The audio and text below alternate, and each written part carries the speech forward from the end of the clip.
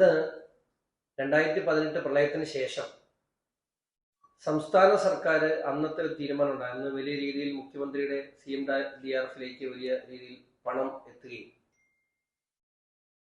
അപകടകരമായ സാഹചര്യത്തിൽ ജീവിക്കുന്ന ആളുകളെ മാറ്റി പാർപ്പിക്കാൻ, വസ്തു വാങ്ങിക്കാൻ 6 ലക്ഷം രൂപയും വീട് വെക്കാൻ 4 ലക്ഷം രൂപയും, അങ്ങനെ 10 ലക്ഷം രൂപ ഇത്തരത്തിലുള്ള ആളുകൾക്ക് കൊടുക്കും എന്ന് പറഞ്ഞുകൊണ്ട്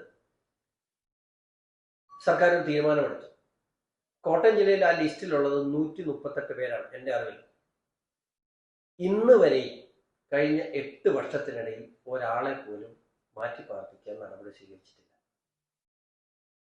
2 ദിവസമായിട്ട് എൻ്റെ വീട് ഉൾപ്പെടെ പ്രളയത്തിൽ മുങ്ങിയതുകൊണ്ട്, എൻ്റെ മുത്തശ്ശി മരിച്ചതുകൊണ്ടും എനിക്ക് ക്യാമ്പുകളിലെത്താൻ കഴിഞ്ഞില്ല. ഞാൻ ഇന്നലെ മിനിഞ്ഞാന്ന് രാത്രിയിലൊക്കെയാണ് ക്യാമ്പുകളിൽ ചെന്നത്. ദുഃഖത്തോടു കൂടി പറയട്ടെ, കഴിഞ്ഞ 8 വർഷമായി ഞാൻ കാണുന്ന അതേ മുഖങ്ങളെയാണ് ഞാൻ വീണ്ടും ആ ക്യാമ്പിൽ കണ്ടത്. എല്ലാ വർഷവും ഞാൻ എല്ലാ രാഷ്ട്രീയ പാർട്ടിയെ അഭിനന്ദിക്കാൻ കൂടി ഈ സമയം ഉപയോഗിക്കാം.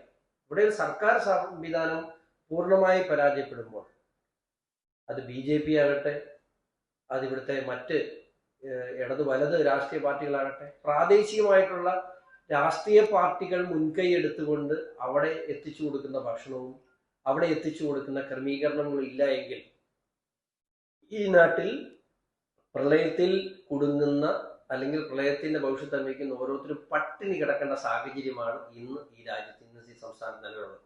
ഇങ്ങനെ ഒരു സർക്കാർ നമുക്ക് നോക്കുകുത്തിയായി കഴിഞ്ഞ 8 വർഷം, ഇപ്പം പിണറായി എന്ന പേര് മാറി സതീശൻ എന്ന ആയതൊഴിച്ചാൽ എന്താണ് സർക്കാർ ചെയ്തിട്ടുള്ളത്?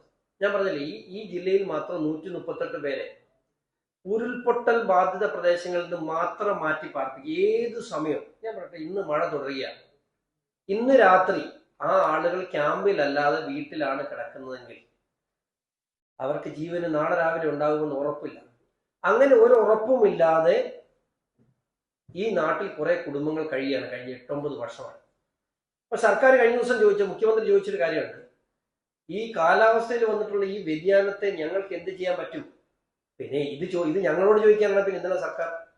എന്തു പഠനമാണ് ഈ 2018 ശേഷം ഇത്തരം കാര്യങ്ങളെ സംബന്ധിച്ച് സമഗ്രമായി ഈ നാട്ടിലെ ജനങ്ങളുടെ ജീവന് സുരക്ഷയ്ക്കും വേണ്ടി സർക്കാർ എന്തു പഠനം നടത്തി?